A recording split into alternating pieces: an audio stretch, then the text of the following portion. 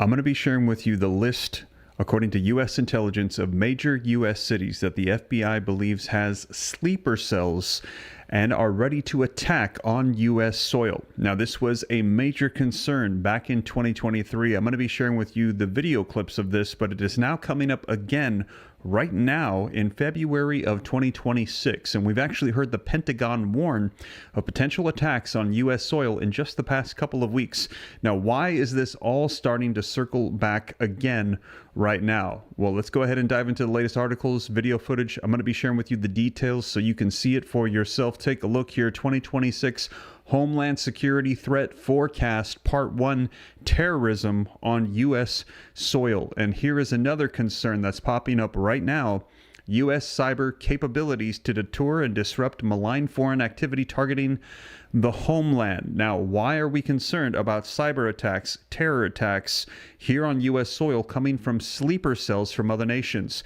Well, take a look. Right now, we are hearing live updates coming out 12 minutes ago, updated.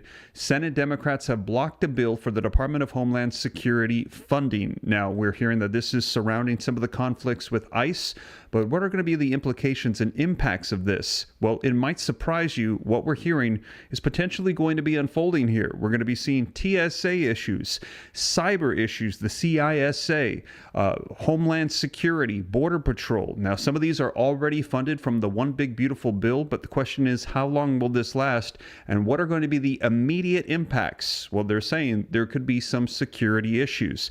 Take a look. Department of Homeland Security shutdown is imminent after the Senate Democrats blocked the Homeland Security bill. This coming out today. This is happening right now. We're hearing they're about to go on recess for a week. Starting tomorrow, these departments will be shut down. DHS shutdown, all but certain, as Democrats and Trump White House can't cut a deal. Homeland Security shutdown, all but certain, after failed Senate vote. And take a look at this, how the upcoming DHS shutdown may affect you. I'm going to go through all the details as they're saying all the different ways that this is going to have impacts. A lot of people thinking this is just solely going to directly impact ICE.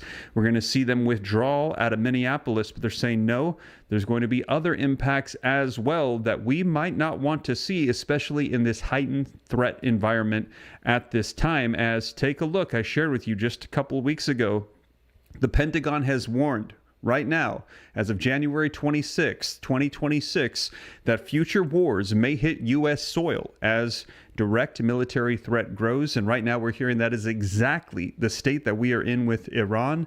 And these sleeper cells, they're saying, are from proxy groups that are funded by Iran. And right now, you can see coming out today, doubling down on potential war, Pentagon orders a second carrier strike group to prepare to deploy to the Middle East, according to reports. So I'm going to play for you the video footage. We're going to be looking at the articles, but the warnings that came out back in 2023. I'm going to play for you a clip that I did 2 years ago that is still applicable right now with the concerns of attacks on U.S. soil. And we're going to be going through the list that was provided by Intel. They're saying from the FBI. This was reported by Fox News 2 years ago. They're saying the list of cities that are on high states of alert for potential attacks on U.S. soil with sleeper cells that they say are here right now. So I'm going to dive right into the details, get you caught up on the latest. We're going to be taking a look at the video footage, go through the lists of cities. And if you appreciate the updates, do me a favor. Before we dive in, please take a quick second, hit that thumbs up like button for me. Just helps spread this out further across the YouTube platform while we're live. I see we got over 1,000 people on with me. If we get that like button up to 500, really helps out the channel a ton. Also, to stay up to date, it's totally free. Why not go ahead and hit the subscribe button? Turn on that notification bell so that way as updates come out, you'll be notified right away. And also, all of these articles are going to be linked in the description along with additional resources. As you know, I cite all of my sources. I put them on the screen, read right from them, show you the dates, where they're coming from, so you can know and rest assured that this is the latest information. So let's go ahead and get right to it, though. And like I said, if you appreciate the updates, do me a favor, hit that like button. But let's go ahead and take a look at this clip that actually I released 2 years ago, and now we're hearing is applicable because of the state that we are currently in and the lack of DHS funding and security available that it's going to be starting as of tomorrow. Let's go ahead and take a look at this clip. The ongoing war in the Middle East has raised the threat of an attack against Americans in the United States here on our own soil. Our country is really at an increased threat for a terrorist attack. In just the past few weeks, multiple foreign terrorist organizations have called for attacks against Americans. We are addressing these threats with a sense of urgency. There you have it, you guys. So that was just 2 years ago, and it's still applicable right now with the concerns of the Middle East, and we're concerned with terror attacks with sleeper cells, but also cyber attacks that could potentially take place here on our soil as well. And we're hearing that the funding that would be provided to help stop this is literally going to be coming to an end right now. Now, let's go ahead and take a look at some video footage coming out today with the logic behind this coming out from Senate Democrats. We heard that Chuck Schumer was leading this. Now, let me know your thoughts in the comments. Who do you agree with? Do you agree with the Democrats? If so, put Dems in the comments that we need to stop the funding for Department of Homeland Security because ICE has crossed the line. They are doing too much. Or do you support the GOP, the Republicans, saying, no, we need funding to keep our nation safe in this heightened state of alert right now? We are in an environment where we need Homeland Security.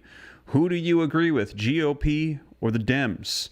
Drop it in the comments. But we're hearing right now they are not seeing eye to eye, and this coming out today as they're saying, we're shutting it down. We're shutting down the funding for the Department of Homeland Security, for the CISA, which protects us from cyber attacks. We are shutting it all down until we can resolve the situation with ICE, starting as of tomorrow. Let's go ahead and take a look at the video footage so you can see it for yourself. In the meantime, I want to talk about another big story that we are following. Take a live look over the White House at this hour as the deadline is fast approaching. Funding for much of the Department of Homeland Security will run out at the end of the day on Friday. That is when a shutdown could potentially begin, and it would be a partial shutdown, of course. We have that clock running on the bottom of our screen right there on the bottom right. Now, if no deal is reached, the country could again be looking at the potential for a partial government shutdown, again related to DHS, the agency that's run by Kristi Noem.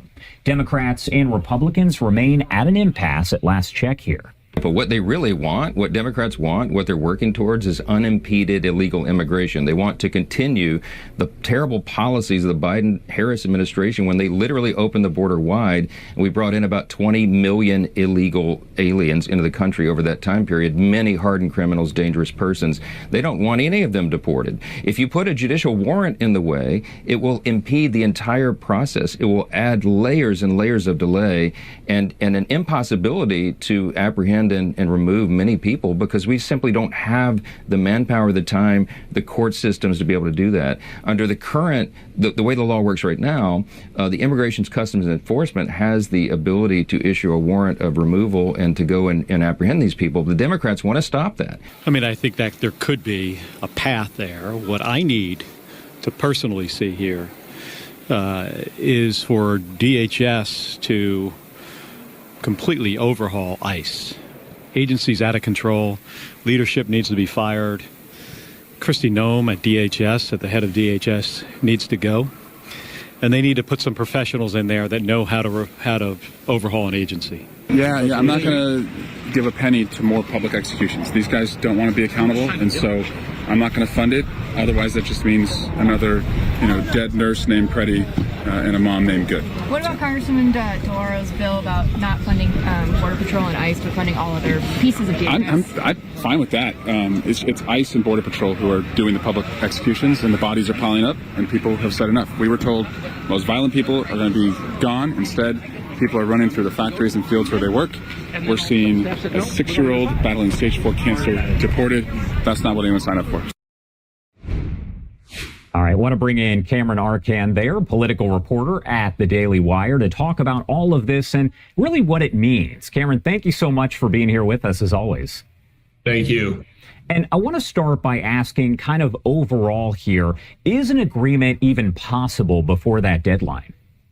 Well, it's not looking great right now because right now I talked with a White House official last night. They did send that actual legislative text over to the Democrats at this point, but we don't really have any details public on what that could actually look like. Now, keep in mind, DHS encompasses a wide range of agencies outside of DHS and Border Patrol, and ICE already had a big swath of its funding already done and signed into law under the One Big Beautiful Bill Act last July. So that was already thing one there. But thing two is this encompasses other agencies, FEMA, TSA, the Coast Guard. And so there could really be wide-reaching implications here, but they want to use this as leverage to make some of these immigration reforms. But it seems like that could take a little bit more time.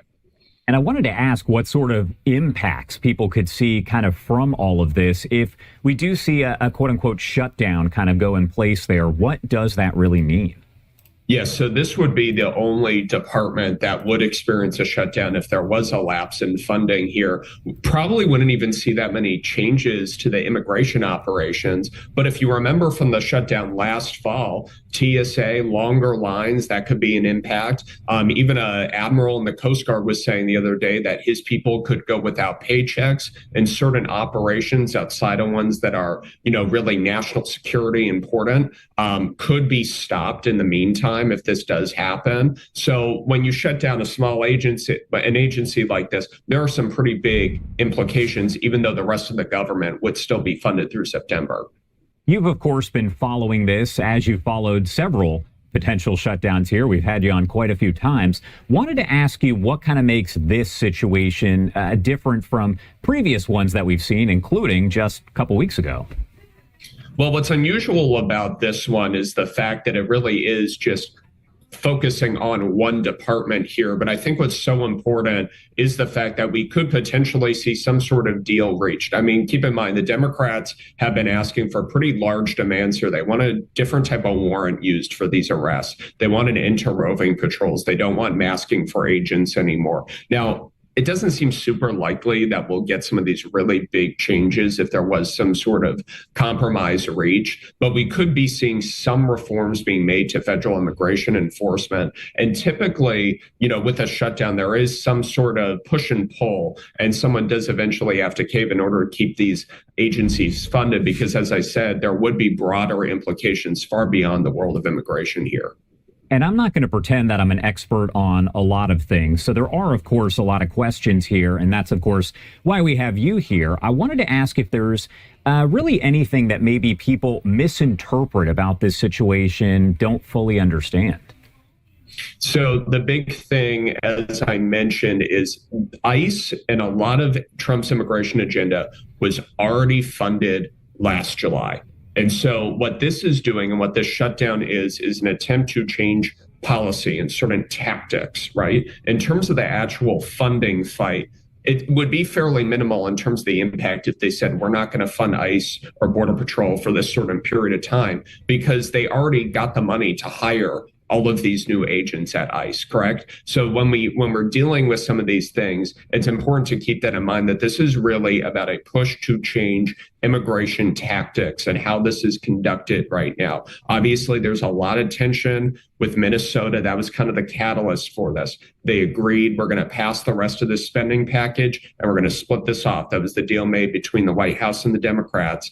And then now we're actually seeing some of the tail end of that. There was some push to maybe do another stopgap bill, right? John Thune was like, maybe we can extend this a little bit longer. But Democrats have said, no, we want a deal that would fund this through September, but we want to see some of these changes. But obviously, as this started, some of the Republicans were saying that Democrats were not negotiating in good faith at that stage. One question that I get pretty much all the time when we have a situation like this or anything involving politics, lawmakers, the question I get all the time is essentially, how is this going to impact me? Why should I care? So I wanted to ask you why you feel, based on your reporting, of course, and your expertise, that the average American should be paying attention to what's going on here. So two big things, FEMA and TSA.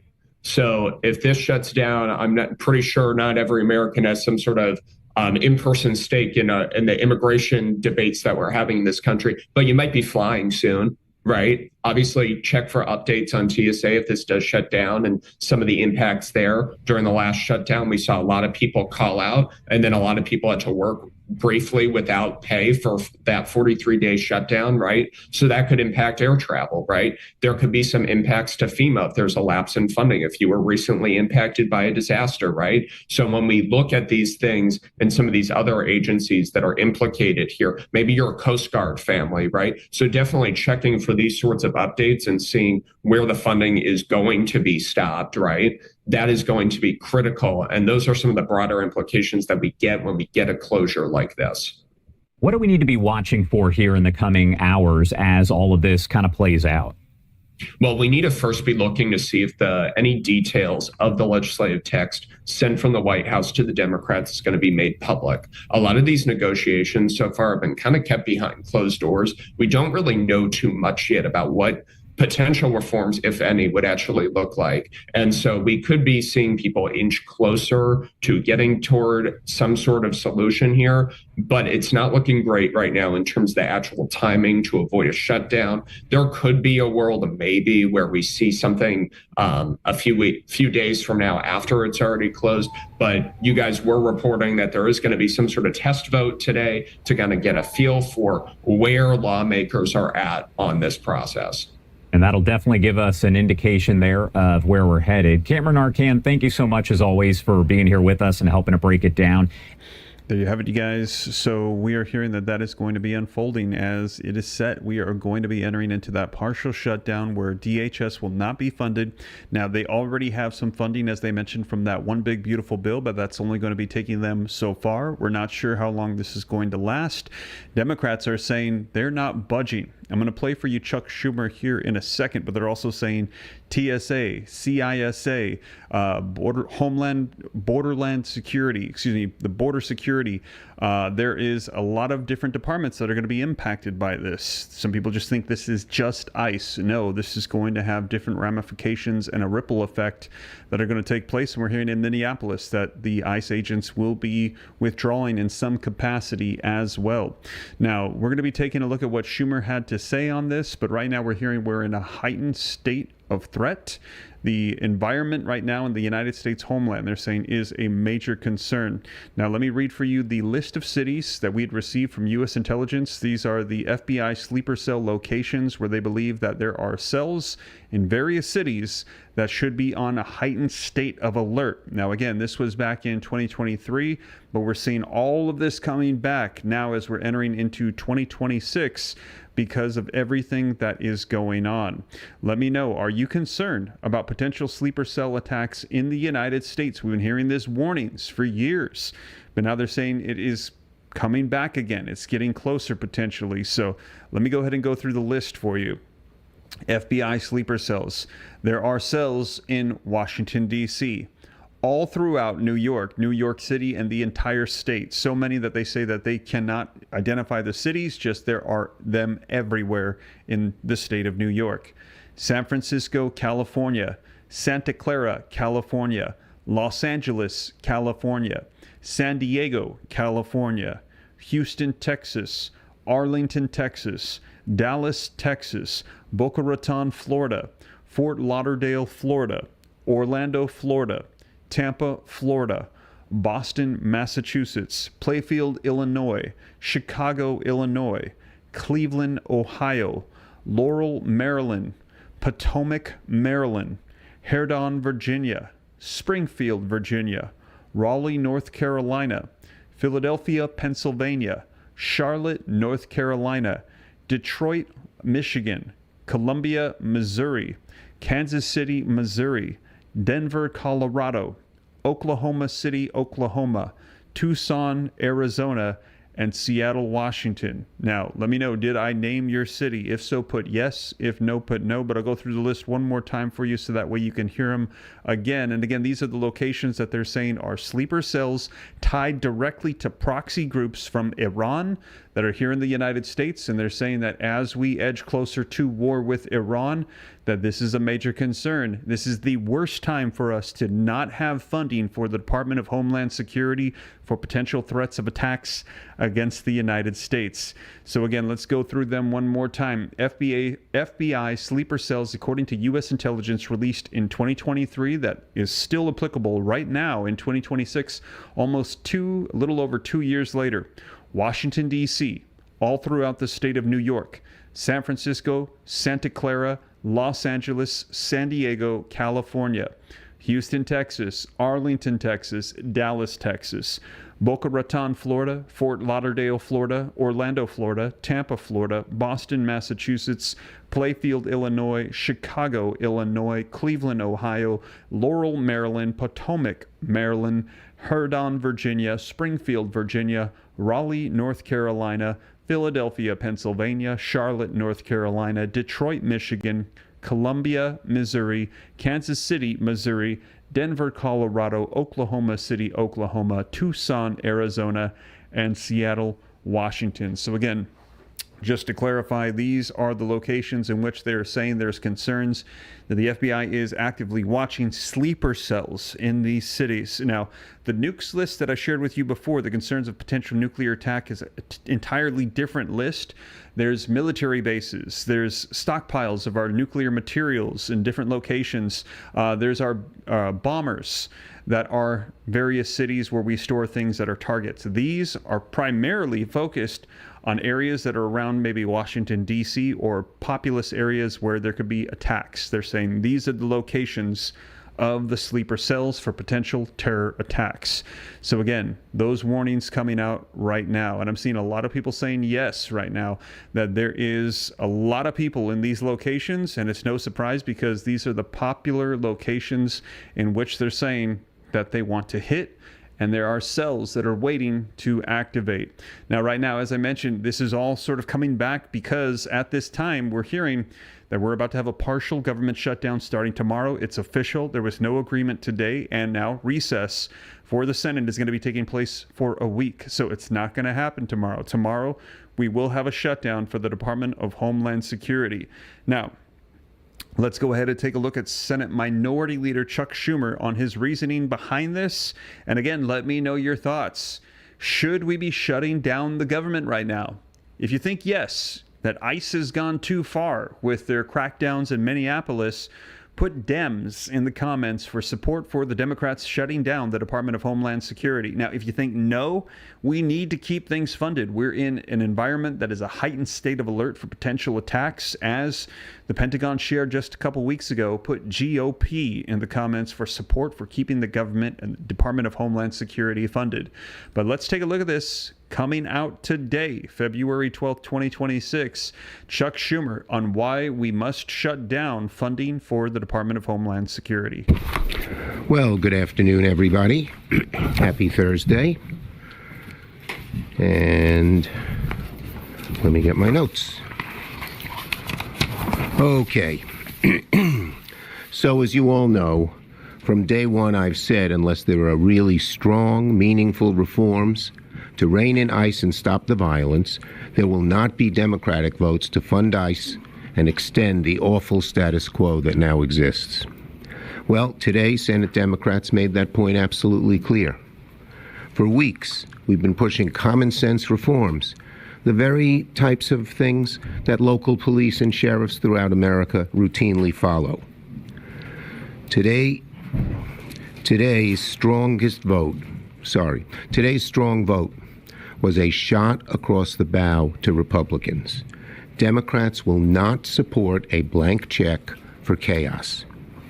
This vote today asked a simple question. Will you rein in ICE's abuses, or will you vote to extend the chaos? Republicans chose chaos, and the Democrats, we refused. Republicans chose to put a bill on the floor that ignored the abuses, ignored the outrage, ignored what the American people want overwhelmingly. And they failed to get the votes to avoid a shutdown at DHS. As we've said for weeks, if Republicans want to keep DHS funded, they need to get serious. They need to sit down. They need to negotiate in good faith. Produce legislation that actually reins in ICE and stops the violence. And I'm proud of my caucus. Senate Democrats listened to the American people and stood together with one clear, strong voice. Enough is enough. We listened to the American people and stood together with that clear voice. The American people are tired. They're tired of seeing these horrific videos. They turn your stomach. And 90% of Americans say they've seen them. The videos of Americans beaten, snatched off the streets, treated like they have no rights. These videos are reminiscent of what you see in dictatorships. The Americans are tired of masked agents conducting warrantless operations in their communities. Secret police. They're tired of chaos, secrecy, and zero accountability. That is not what law and order looks like. And Republicans simply cannot pretend that this outrage does not exist. It's their responsibility now to step forward, heed the calls of the American people, and work with us to pass real reform. The path forward is simple. Negotiate serious guardrails that protect Americans, that rein in ICE, and stop the violence. Americans are watching what's happened in neighborhood after neighborhood across the country. They know it's wrong, they know it's excessive, and they want Congress, the Senate, to fix it. Senate Democrats showed up today for Americans. We did what they're asking. We did our job today. Now, Republicans have to do theirs. And as you know, we have asked for very simple objectives that is overwhelmingly supported by the American people and by a very good chunk of Republicans. I've looked at the polling data. While the MAGA Republicans don't support it, they must like what ICE is doing. Lord knows why. Non-MAGA Republicans, about 35-40% of Republicans support us. The public is crying out for change. Ready for questions? Yes. Is there anything in what the White House sent over that you can find common ground on? And also, what kind of message does it send to you that the White House is willing to engage on the policy? Well, look, first, I'm not going to negotiate in public and get into the details. But second, their proposal is not serious. Plain and simple. It's very far apart from what we need. But what's unserious? Yes, I said I'm not negotiating in public. What is in the White House proposal? Again, I'm not negotiating in public. You can ask them. They sent it to us privately. Yes. Is there a serious discussion about a proposal that would fund DHS, would take out funding for ICE and CBP? No, the way to do this, it's very simple. We should fund the whole package. All the Republicans have to do is meet our requests here and negotiate in a serious way, and we can pass the whole thing. Yes. Leader Schumer, what's your message to federal workers who now are not certain at TSA, Coast Guard, FEMA, when they're going to get a paycheck next or be able to call into work? Talk to the Republicans, okay? We're ready to fund everything. We're ready to have good, serious proposals supported by the American people. They're not. They're sort of dug in the ground, and they're not moving forward. Yes. Schumer, why risk, as you said, Coast Guard, TSA, all them, the Republicans already pre-funded ICE to $75 billion.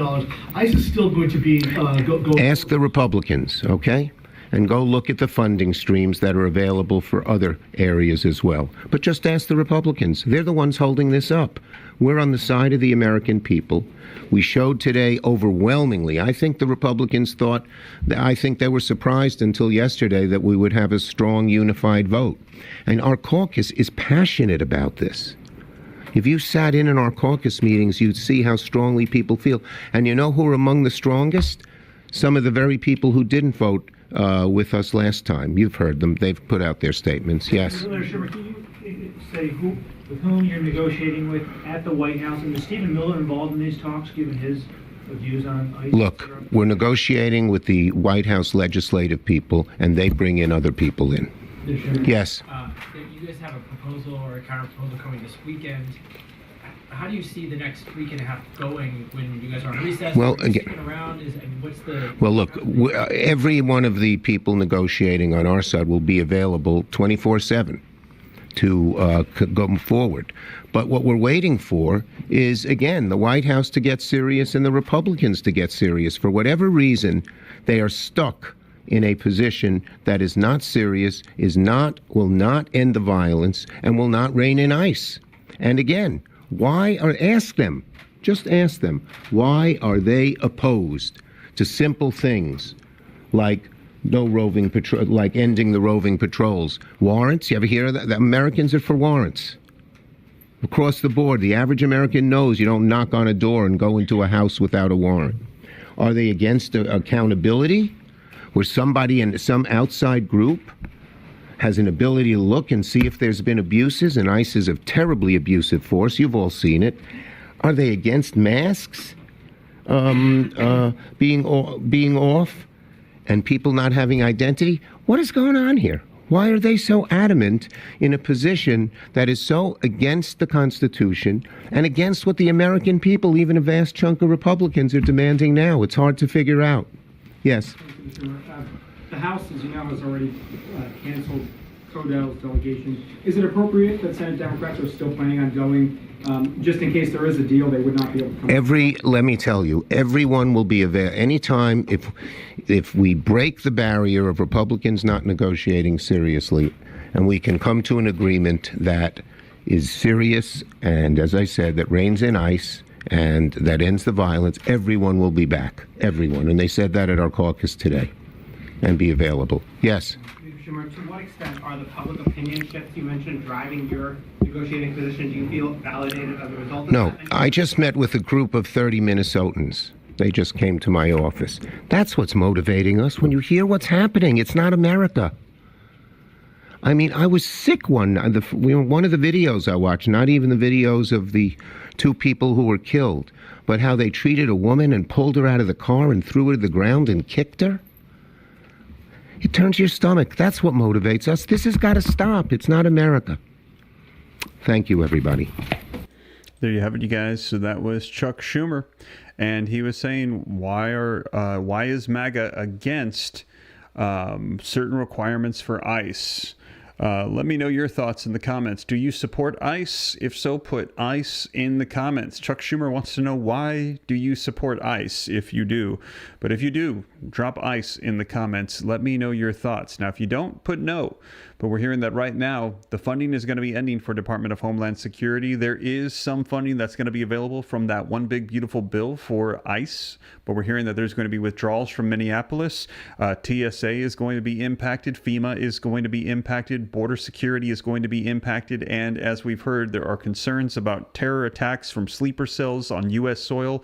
And in just the past couple of weeks, the Pentagon warning yet again that they are concerned about potential attacks on the homeland, U.S. cities, being attacked as we are potentially entering into war with Iran. And take a look here. You can see the latest articles on this 2026 Homeland Security Threat Forecast. Part 1 of the concerns is terrorism on U.S. soil. Another one is cyber threats. And we've heard these warnings coming out from adversaries like China having a cyber army that is hitting us aggressively. And like I said, this is all coming out today, February the 12th, because Senate Democrats are blocking the bill for Department of Homeland Security funding. We're hearing there will be a partial government shutdown tied to the security of the United States. And I read for you the list that we received from U.S. Intel on various cities that have sleeper cells in them. The FBI knows of, that they are watching, keeping an eye on, that are setting up for potential attacks that are associated to the nation of Iran. They're saying they're tied to proxy groups funded by Iran. Now, let's go ahead and take a look at this, how the upcoming DHS shutdown is going to be affecting you. How will it be directly affecting Americans? What are going to be some of the impacts? Let's go ahead and take a look at this. It says the looming partial government shutdown could disrupt airport travel, disaster response, and cyber monitoring starting Friday, tomorrow. So again, there are going to be other implications than just on ICE. The big picture, the Department of Homeland Security is the only department that is facing a funding lapse, putting immigration enforcement and border operations at the center of the standoff. Now, last week, Congress voted to pass a bill funding most of the government until September. However, it kept DHS open only until February 13th. This was meant to give the White House and Democrats time to figure out reforms for ICE and Customs and Border Protection after the fatal shooting of Alex Preddy and Renee Good. Democrats are now pushing to disrupt ICE funding and shut down DHS unless reform happens. Some Republicans have suggested that they'd rather expand ICE than reform it. And again, let me know your thoughts. Do you support ICE? If so, put ICE, or would you rather see it reformed? Now, funding for ICE and CBP will continue despite the shutdown because of the funding that they received from President Trump's One Big Beautiful Bill last year. Now, what we're watching, the partial shutdown would officially start on Friday, tomorrow. The House and the Senate are expected to leave town Thursday for a week-long recess without a deal. So they are out of town now. So this is going to happen. So first up, TSA disruptions and long airport wait times. It says, like past government shutdowns, the Transportation Security Administration, TSA, would be directly impacted, which could ultimately lead to airport delays, flight cancellations. During a shutdown, TSA workers are required to show up without earning any pay. This has led to low morale and more absences for TSA agents, ultimately leading to longer wait lines at security checkpoints for travelers. TSA Acting Administrator Ha Nguyen McNeil said Wednesday at a hearing on funding that shutdowns have a cascading negative impact on the American economy. Now, about 1,100 officers left the TSA during the government shutdown last fall, per the agency. That's more than a 25% increase from the same time in 2024. Cybersecurity problems and threats. The Cybersecurity and Infrastructure Security Agency, or the CISA, would largely suspend operations during the shutdown. So if there was ever a time that Iran or some other adversary wanted to run a cyber attack against our infrastructure, this would be the time. CISA largely helps state and local officials monitor their networks. CISA would only keep open functions needed for the safety of human life and property protection, like maintaining 24/7 operation centers and monitoring cybersecurity shared services, as well as watching for any imminent threats. Threat level. When the government shuts down, our adversaries do not. CISA leader Madhu Gatmukala said at a hearing on Wednesday yesterday. So again, this is happening right now, the concerns of what could be unfolding. Slower responses to disaster relief. FEMA would also be hit by the DHS shutdown, which could delay responses to major incidents and disaster relief. This will hinder communications, planning, and joint operations, affecting disaster relief outcomes and complicating recovery efforts. Greg Phillips, Associate Minister of FEMA's Office of Response and Recovery, said Wednesday yesterday. Crippling FEMA's central operations and recovery-related work will come at the expense of the American people, he added. Recruiting issues, delayed missions for Coast Guards. The U.S. Coast Guard would suspend any mission unrelated to national security or the protection of life and property during a shutdown. Vice Admiral Thomas Allen, acting Vice Commander of the Coast Guard, said Wednesday in a hearing yesterday. This means roughly 56,000 active duty, reserve, and civilian personnel would go without pay, Allen said. Missing paychecks, he said, could hurt morale and impact recruiting as well. So there you have it. Those are some of the impacts that we can expect to see unfold. And again, this all happening while we are currently in a heightened state of alert in the United States. As you can see, January 26, 2026, the Pentagon warns future wars may hit U.S. soil as direct military threat grows. And we're hearing that those sleeper cells that are here in U.S. cities is coming directly from proxy groups funded by Iran. And take a look, coming out today, Pentagon has ordered a second carrier strike group to prepare to deploy to the Middle East, according to reports. And we're hearing a lot of people saying they believe that war is right around the corner. Now, let's take a look at some more video footage coming out today to get you caught up, as we're hearing that DHS funding will be stopping, and this will be impacting various different departments around the United States directly tied to our security. Let's go ahead and take a look.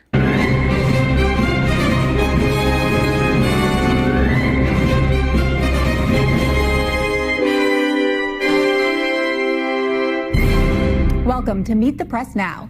I'm Melanie Znona in Washington, and we begin with breaking news. The Trump administration today announcing it is ending its surge of federal agents to Minnesota, and that a, quote, significant drawdown is now underway. It comes as funding for the Department of Homeland Security is set to lapse tomorrow, with Democrats and the White House so far unable to reach an agreement on reforms to ICE. Starting in Minnesota, President Trump's border czar Tom Homan making the announcement this morning that the federal government's immigration crackdown, dubbed Operation Metro Surge, is over after weeks of backlash, violent clashes between agents and protesters, and the deaths of 2 American citizens. I have proposed, and President Trump has concurred, that this surge operation conclude. A significant drawdown has already been underway this week and will continue through the next week. The surge is leaving Minnesota safer, Minneapolis safer, because of the cooperation we got with the counties and the state and local law enforcement responding to our needs. I'll say it again, it's less of a sanctuary state for criminals. Minnesota Governor Tim Walz reacting, welcoming the announcement, but also acknowledging it marks the start of a long road ahead to recovery. The announcement today by Mr. Homan, we are cautiously optimistic, as we've said, and that this surge of untrained, aggressive federal agents are going to leave Minnesota. And I guess they'll go wherever they're going to go. But the fact of the matter is, they left us with deep damage, generational trauma, an issue the president saw himself as being strong, certainly politically, has eroded into a albatross around their neck. And so I think, and my take was, they knew they needed to get out of here, but in very Trumpian fashion, they needed to save face. The drawdown in Minneapolis comes as the Department of Homeland Security is barreling towards a shutdown tomorrow night, with lawmakers deadlocked over reforms to ICE. Democrats signaling they will not support another stopgap funding bill for DHS and arguing the White House isn't seriously engaged in negotiations. Republicans, though, are pointing the finger right back at Democrats. Here's Senate Majority Leader John Thune. We warned Democrats they were not allowing enough time for this process, but they insisted on their 2-week time frame CR anyway. And now that we have been proven right, the onus is on Democrats to agree to an additional CR to allow time to complete the negotiations. Unless, of course, Democrats are more interested in a political issue than they are in an actual outcome. And in the Senate today, top immigration officials testified before the Senate Homeland Security Committee, facing questions about their tactics and the circumstances surrounding the deaths of Renee Nicole Good and Alex Preddy. Republican Committee Chairman Senator Rand Paul opening the hearing with this warning for the heads of ICE and CBP. It's clearly evident that the public trust has been lost. To restore trust in ICE and Border Patrol, they must admit their mistakes, be honest and forthright with their rules of engagement, and pledge to reform. Joining me now is NBC senior national political reporter Sahil Kapoor, NBC White House correspondent Julie Sirkin, and NBC senior Homeland Security correspondent Julia Ainsley. Thank you so much for joining me. Sahil, I want to start with you. What has been the reaction on Capitol Hill today to that announcement about a drawdown of federal agents in Minnesota? Hey, Mel. Well, Republicans are sticking close to President Trump here. Many of them are eager to move on from this situation in Minnesota. And among Democrats, the reaction has been twofold. They say good, but not good enough. The reason being they don't trust the administration. They say anything President Trump and his officials do can easily be undone. And that's why they insist that DHS needs structural reforms and limitations, which they say have to be codified into law, which is the main reason that DHS is on a path to be shut down tomorrow at midnight, given that they don't have an agreement yet. Our colleague Ryan Noble spoke to Senator Amy Klobuchar, the Democrat from Minnesota, who's running for governor. Take a listen to what she said.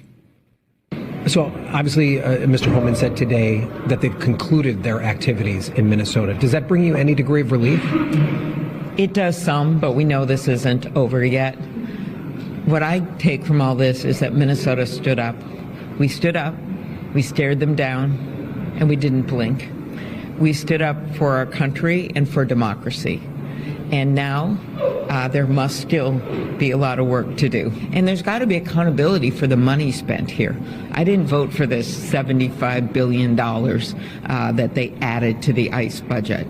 I think it's outrageous. They're now bigger than the FBI. And then this agency needs a complete overhaul. But my number one focus over the next few days is to hold them to their word that ICE is out of Minnesota. And in addition to that, Mel, Minnesota's AG Keith Ellison was on Capitol Hill today testifying. He said the demotion of Greg Bovino has been a positive development, that he's actually had some positive, constructive conversations with Tom Homan, who's taking over the situation, which he said wasn't the case with Bovino or DHS Secretary Kristi Noem. Yeah, really fascinating hearing on Capitol Hill today. That DHS funding bill, though, it did fail in the Senate today. So, Sahil, explain to me what happens now and how long could DHS actually be shut down here? Yeah, it's practically certain, Mel, that there will be a DHS shutdown tomorrow at midnight. Note that more than 90% of the government is fully funded, so the shutdown only applies to DHS. That includes the TSA, that includes FEMA, it includes the Coast Guard. It doesn't, for instance, include air traffic controllers. So it's a bit of a different situation than we had last fall. What's interesting here is that the two sides are actually talking and they're engaging. I was just at a press conference moments ago with Senate Minority Leader Chuck Schumer. And what was interesting is what he didn't say. He didn't say what the White House is offering in return in exchange for what the Democrats are offering. He didn't say who he's negotiating with at the White House. The fact that these details aren't spilling out tends to be a sign that negotiations are actually constructive. He did say that the White House and Republicans need to get serious, which he insisted they're not. So there's still some ways to go here. And there's also the fact that both chambers just left town. There are no lawmakers around anymore. So they're not supposed to be back until about a week and a half. If they do come to a deal, then the House and the Senate are going to have to come back from recess to vote on it. But so far, we don't even have that yet. So this could go on for a while now. An empty Capitol and a looming shutdown, something we are all too familiar with around here. Sahil, thank you so much. Julie, I want to turn to you. What do we know, if anything, about that counterproposal that was offered by the White House to Democrats last night?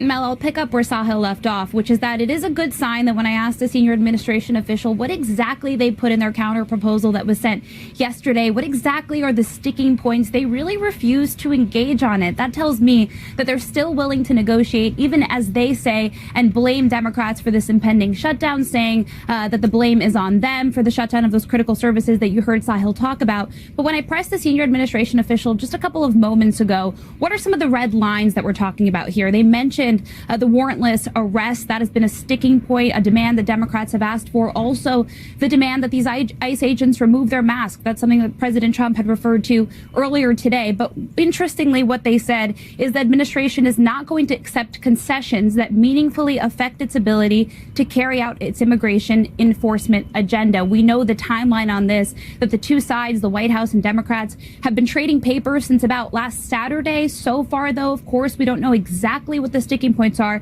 but I thought what was notable is the senior administration official also said is that if this isn't progress, what is? The fact that that drawdown was announced today, the fact that they gave Democrats a substantive and binding proposal dealing with practices of the Department of Homeland Security's immigration enforcement.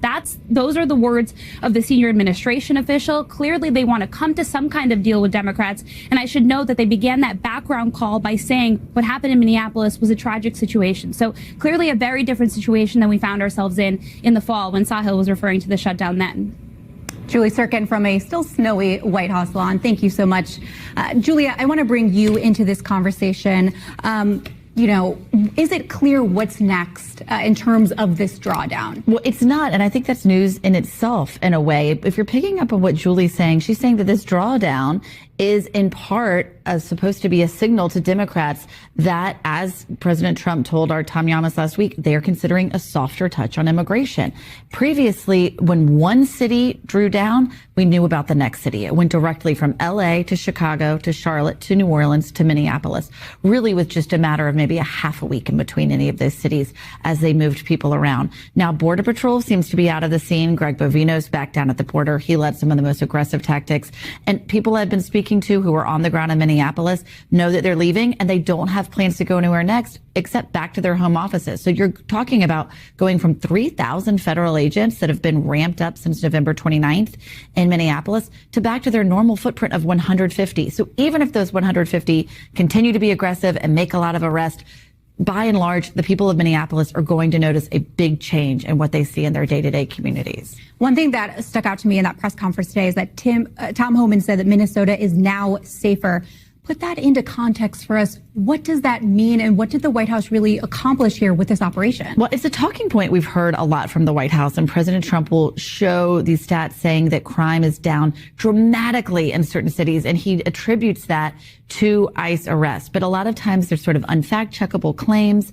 What we do know is that 4,000 people were arrested for immigration violations in Minneapolis during this crackdown that began November 29th. That's pretty much on par with what we saw in a lot of the other immigration crackdowns. But what was different about Minneapolis is the pushback from protesters that we saw, 2 fatal shootings, and the sweeping arrests that they made when they accidentally arrested U.S. citizens. They started asking people for their papers while they were pumping gas. It really brought about a more dystopian feel, and you got a lot of pushback from that. And so I think when they look at where they might go next, or if they do go somewhere next, they're now trying to contend with even people who are, NRA supporters, saying that this went too far and was an executive overreach.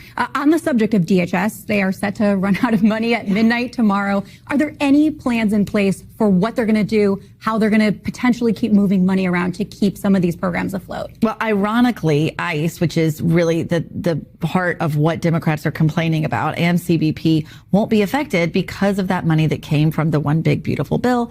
That agency went from $9 billion to $75 billion in a year. So they're not going to be hurt. What we heard today in a Senate hearing from some of the leaders at DHS is that they expect agencies like CISA and TSA to be hurt. I do think there is some reprogramming they can do. I mean, they pulled from both of those agencies to send that money to ICE. So theoretically, they could pull it back. But oftentimes what we see in a shutdown, Julie and Sahil know this even better, is that the administration wants to show there's some pain to try to move Democrats further along. There you have it, you guys. Man, let me know your thoughts. You heard them say that this funding that is not going to be going through. We're going to have a partial government shutdown starting tomorrow. Is going to be impacting Department of Homeland Security, CISA, which is going to be cybersecurity. There's also concerns about Border Patrol. And like I said, this was a major concern 2 years ago, back in late 2023, because of potential attacks. We had heard that there could be terror attacks in various cities. We had that intel coming out from the FBI of the various cities that were on high alert. And all of this is, man, it's the perfect storm right now, February of 2026, as we're seeing articles coming out about Homeland Security threats forecast for potential terrorism. We're hearing about cyber threats that are coming against the United States. And we're hearing that right now the funding for the Department of Homeland Security will not be continuing on. Now, that One Big Beautiful Bill did provide some funding, but right now we're hearing the Pentagon is warning that a future war may hit U.S. soil as direct military threat grows. And we're hearing that right now, today, February 12th, the Pentagon orders a second strike carrier group to prepare to deploy in the Middle East for potential war. Now, let me go ahead and share with you one last time, for those of you hopping on a little bit late, the list of the various cities that we had heard from U.S. intel that the FBI says has sleeper cells that are directly funded by Iran, sending funds to their proxy groups that are here in the United States. And again, these groups are in Washington, D.C., all throughout the state of New York. So many locations and various sleeper cells in New York, they just said the entire state. San Francisco, California, Santa Clara, California, Los Angeles, California, San Diego, California, Houston, Texas, Arlington, Texas, Dallas, Texas, Boca Raton, Florida, Fort Lauderdale, Florida, Orlando, Florida, Tampa, Florida, Boston, Massachusetts, Playfield, Illinois, Chicago, Illinois, Cleveland, Ohio, Laurel, Maryland, Potomac, Maryland, Harridan, Virginia, Springfield, Virginia, Raleigh, North Carolina, Philadelphia, Pennsylvania, Charlotte, North Carolina, Detroit, Michigan, Columbia, Missouri, Kansas City, Missouri, Denver, Colorado, Oklahoma City, Oklahoma, Tucson, Arizona, and Seattle, Washington. And again, these are the lists of cities that they say have sleeper cells in them that are being watched by the FBI. These are the cities that should be on a heightened state of alert for potential threats of attack. As we're hearing that DHS funding is going to be stopping, we're going to have a partial government shutdown for Department of Homeland Security starting tomorrow, as they mentioned, impacting TSA, CISA, Border Patrol. There are various departments that are directly tied to our U.S. Homeland Security that are going to be impacted. Now, again, let me know your thoughts on this. And are you in one of these cities? If so, put yes. If no, put no. And again, this is a different list. This is where there are terror sleeper cells that are waiting to initiate attacks in these cities. Now, the list I gave you just about a week or so ago was the warnings of nuclear attacks. If we were to see World War III, where there would be nuclear strikes, potentially targets for different locations where we have bombers, we have our nuclear stockpiles, military bases, energy hubs in the United States, a different list. But for terror attacks, this is the list. And I'm seeing some people saying, yes, I live in those cities. Some people are saying no. But again, one more time, the list is, according to the intelligence from the FBI, this list for 2023, but still applicable right now in 2026, as we're seeing almost a repeat of this. Washington, D.C., all throughout the state of New York, San Francisco, Santa Clara, Los Angeles, San Diego, California, Houston, Arlington, Dallas, Texas, Boca Raton, Florida, Fort Lauderdale, Florida, Orlando, and Tampa, Florida, Boston, Massachusetts, Playfield, Illinois, Chicago, Illinois, Cleveland, Ohio, Laurel and Potomac, Maryland, Harridan and Springfield, Virginia, Raleigh, North Carolina, Philadelphia, Pennsylvania, Charlotte, North Carolina, Detroit, Michigan, Columbia, Missouri, Kansas City, Missouri, Denver, Colorado, Oklahoma City, Oklahoma, Tucson, Arizona, and Seattle, Washington. So right now we're hearing that this is the various cities, the list that has been provided by U.S. intelligence as reported by Fox News back in 2023 that the FBI says has sleeper cells directly tied to proxy groups funded by Iran. And they're saying right now there's concerns about attacks on the homeland as we potentially could be entering into war with Iran.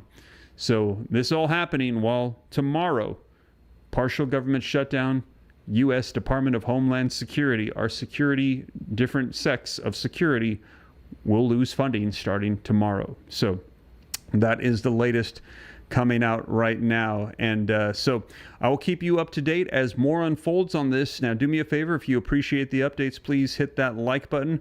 It looks like we just need 45 more likes to hit 1,000 while we're live. Subscribe to stay up to date if you're not already subscribed to the channel. Pretty much doing daily updates at least once every evening, sometimes twice a day. I'll keep you up to speed on everything. All the articles are hyperlinked in the description. I cite all the sources, put it on the screen, read right from it, and additional resources also linked down below. But that is the latest, you guys. I will keep you up to speed as more comes out. I see people mentioning Canada as well. Yeah, so a lot taking place. I'll keep you up to speed here on the channel. But that is it. As more comes out, I'll be sure to report it. Thank you for joining me. Take care. God bless. Catch you in the next one. This is Steve.